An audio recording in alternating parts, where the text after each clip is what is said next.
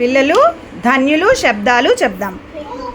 ఓకేనా? మీరు శబ్దాలు చెప్పాలి. ఓకే. ఇంటి ముందు కాకమ్మ,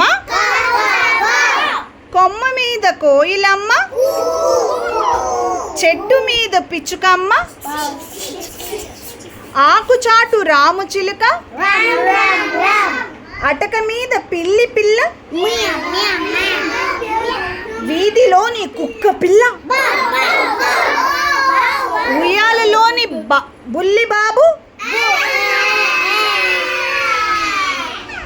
ఉయ్యాలూపుతూ తల్లి పాట,